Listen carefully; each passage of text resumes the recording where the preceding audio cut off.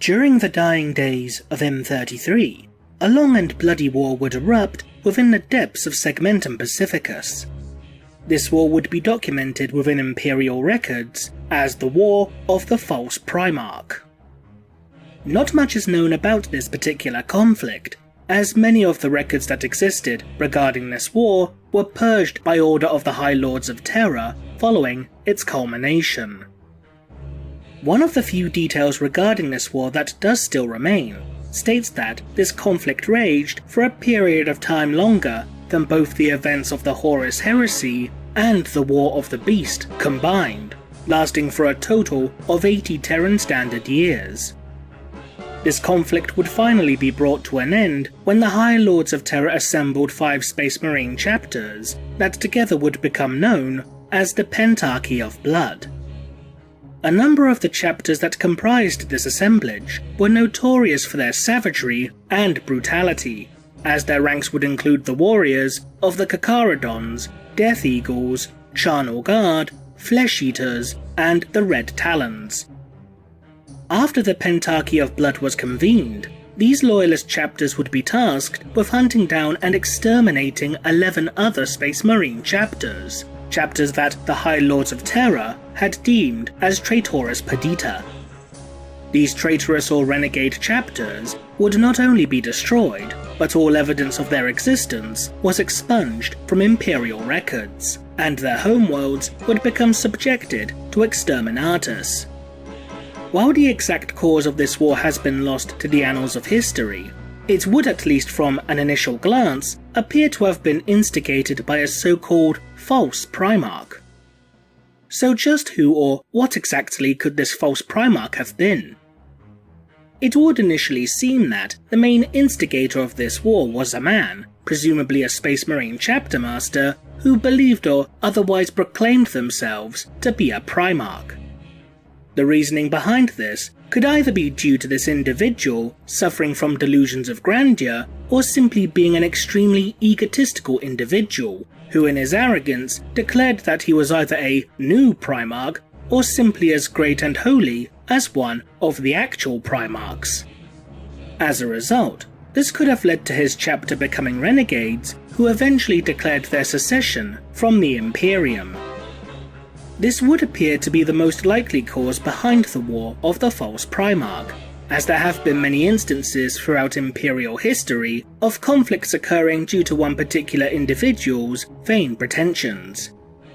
One such notable example that occurred within the ranks of the Adeptus Astartes would be that of the Archeo insurrection, where the Blood Angel known as Archeo would believe himself to be the reincarnated form of the Blood Angel's Primarch Sanguinius, due to Archeo's form mutating to become more reminiscent of his Primarch, which would even result in the Blood Angel growing a large pair of angelic wings. Unbeknownst to Archeo, however, was that this change that occurred within him was a result of actions undertaken by the heretical inquisitor Ramius Steele and the Lord of Change known as Malphalax. But what if this False Primarch did not begin this war out of arrogance, egomania, or a simple lust for power? What if this individual genuinely believed that he was in fact a Primarch due to a potentially unknown flaw within his chapter's gene seed? It's well documented that a significantly high number of Space Marine chapters display various flaws within their gene seed, which in turn can affect not only their physiology, but can also begin to influence certain behavioral and psychological traits. Some of these flaws can be described as being relatively minor or inconsequential, such as the albinism and alopecia displayed by the Death Spectres chapter. Others can prevent Space Marines from accessing certain abilities, such as the lack of Betcher's gland within the gene seed of the Imperial Fists and their successor chapters, preventing them from being able to produce acidic saliva. Other flaws can be far more extreme, either physically, as shown with the pronounced bony growths and sheer size of the Astartes within the Black Dragons chapter, or psychologically, as demonstrated with the Black Rage of the Blood Angels, where the sons of Sanguinius are driven mad and believe that they are their Primarch during the final hours of the Horus Heresy. There have been a number of documented instances where a gene seed flaw can cause an Astartes to believe that they are their Primarch, even if only temporarily. This type of flaw not only exists within the Blood Angels, with the previously mentioned flaw of the Black Rage, but a similar such condition also exists within the Excoriators chapter. This particular flaw is known by the chapter simply as the Darkness, and those battle brothers who succumb to it will begin to suffer from seizure-like effects, becoming convinced that they are their Primarch Rogel Dawn, and reliving the Primarch's memory of finding the broken and dying form of the Emperor of Mankind, following the culmination of the Emperor's duel with the arch-traitor Horus Lupercal upon the Vengeful Spirit.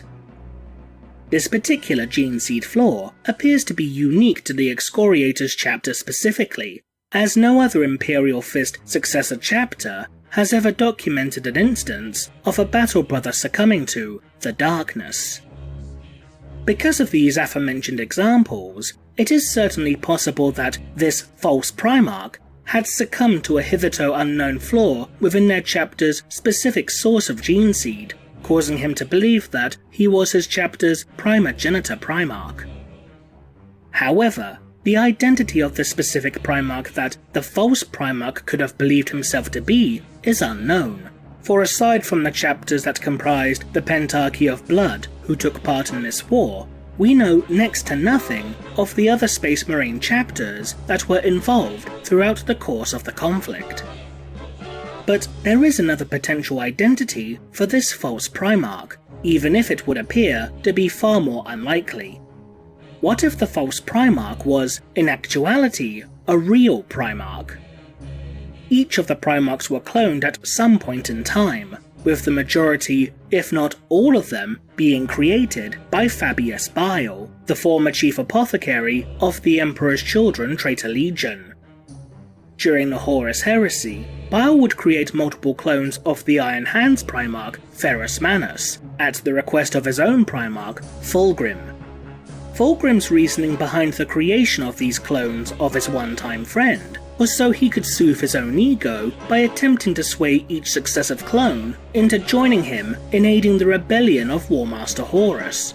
However, each clone would remain loyal to the Imperium, forcing Fulgrim to butcher each successive clone created by Bile.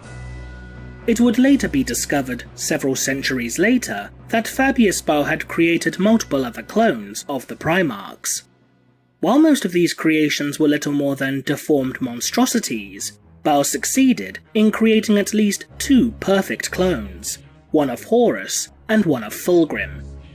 The clone of Horus would be slain by Abaddon, the former first captain of the Sons of Horus Legion, who would impale the clone upon the Primarch's signature weapon of the Talon, before Abaddon's forces would seemingly destroy the remaining Primarch clones.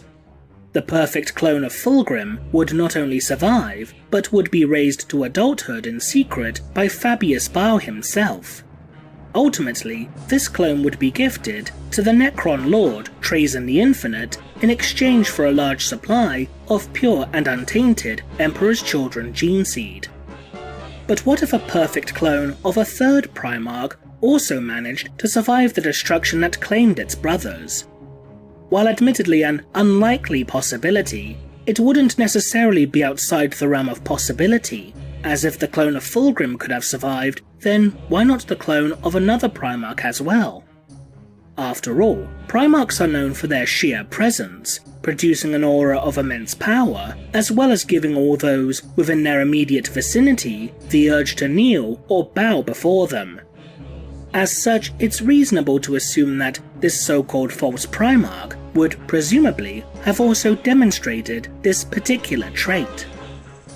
If the False Primarch was in fact a clone of any Primarch other than that of the 9 Loyalists, Lionel Johnson, Jagatai Khan, Leman Russ, Ferrus Manus, Rabute Gilliman, Sanguinius, Vulcan, Corvus Corax, or Rogel Dawn, then to the majority of Imperial citizens, such a being would indeed be seen as a False Primarch, as many members of Imperial society be they civilians, soldiers of the Astra Militarum, or even many members of the Inquisition, would only know of the existence of the 9 Loyalists, remaining blissfully unaware that 11 other Primarchs ever existed. This is even supported with the following passage from the novel Carrion Throne, when the Inquisitor Erasmus Crowell gazes upon a mural depicting the Emperor and the 20 Primarchs. The screen was carved just as the Eternity Gate had been carved, a vast tapestry of overlapping, elaborately occult depictions of bestial and legendary figures. There were 20 great knights, shown in a huge circle surrounding a magisterial icon of the Emperor enthroned. Some of those knights looked like the Ministerum's sanctioned images of the Holy Primarchs. But why were there 20 of them? As such, the idea that this false Primarch could simply have been an untainted clone of one of the traitor Primarchs is not entirely out of the question. But while it is admittedly highly improbable that a third perfect clone could have somehow survived the carnage wrought by Abaddon's forces within Fabius Baal's gene labs, there is still arguably a minute possibility that the false Primarch was indeed a true Primarch, especially when you take into account that 2 of the original 20 Primarchs were lost, and their ultimate fates unknown. While it has been commonly assumed that the lost Primarchs of the 2nd and 11th Legions were erased from Imperial records after being executed by Leman Russ, the Primarch of the Space Wolves Legion, who was noted for declaring himself as the Emperor's executioner, we know that if the lost Primarchs did indeed die, then it wasn't by the hands of Russ. As detailed within the story Wolf King, Leman Russ himself admitted that until his battle with Magnus the Red, the Primarch of the Thousand Suns Legion, he remained unaware that a Primarch could truly die, as detailed with the following passage. For a long time, knowing what he knew of his own strength, Russ had doubted whether it was possible for a Primarch to be truly hurt, let alone killed. Now he knew that both were possible, for he had done it himself. If he closed his eyes, he could still see the look of startled horror in Magnus's lone eye, moments before the screaming warp hurricane had ripped his broken body into fragments. This claim would also seemingly be supported by Lorgar, the Primarch of the Word-Bearers, within the audio drama Butcher's Nails, as he would state that before the death of Ferrus Manus, he did not think that a Primarch could die. However, it is also possible that, in this instance, Lorgar simply remained unaware of the fate of his 2 lost brothers.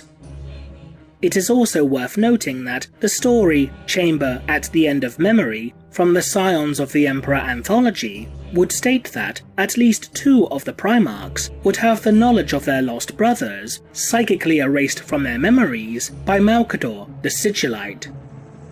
As such, there is still a minute possibility that the 2nd and 11th Primarch were indeed executed, even if Leman Russ himself was not the one who carried out such a sentence. But if one or perhaps both of the lost Primarchs were ultimately banished from the Imperium for their unknown crimes, then perhaps one of these 2 individuals had returned to Imperial space during M33. Perhaps after learning of the tragic events that unfolded during the Horus Heresy, this lost Primarch sought to return to Terra despite his previous misgivings due to showing concern for his brothers and father. However, whilst en route, the Primarch would discover that the Emperor had fallen in battle against his treasonous brother Horus. This in turn would lead to him becoming overwhelmed by sorrow and grief, as well as becoming angered and appalled by the sheer incompetence of the Imperium, an ineptitude that ultimately caused his father to become interred within the life support systems of the Golden Throne, and trapped within an eternal and agonizing state of undeath. The lost Primarch could then have travelled to Segmentum Pacificus before revealing himself before one or more chapters of the Adeptus Astartes, who in turn, after becoming overwhelmed by the urge to pay fealty to this newly found demigod, began to revere him as a divine son of the Emperor himself. This series of events could then have ultimately led to this lost Primarch declaring war upon the Imperium, or at the very least, the High Lords of Terror. The return of one of the lost Primarchs within this particular war could also explain as to how the conflict could have carried on for such a long time, 80 Terran Standard years. After all, a Primarch with no potential equivalent to rival him would have been an extremely powerful and dangerous foe, and as stated earlier, this conflict did indeed last longer than the Wars of the Horus Heresy and the War of the Beast combined. As a result, this would also provide an explanation as to why nearly all accounts involving this particular war, including the names and histories of those chapters who swore allegiance to this so-called False Primarch, as well as the very identity of the False Primarch himself, would have been erased from Imperial records in order to keep the re-emergence of one of the Emperor's lost and forgotten sons an eternal secret, just as the Master of Mankind himself had originally intended. What do you think the False Primarch was? Leave a comment below, and thanks for watching.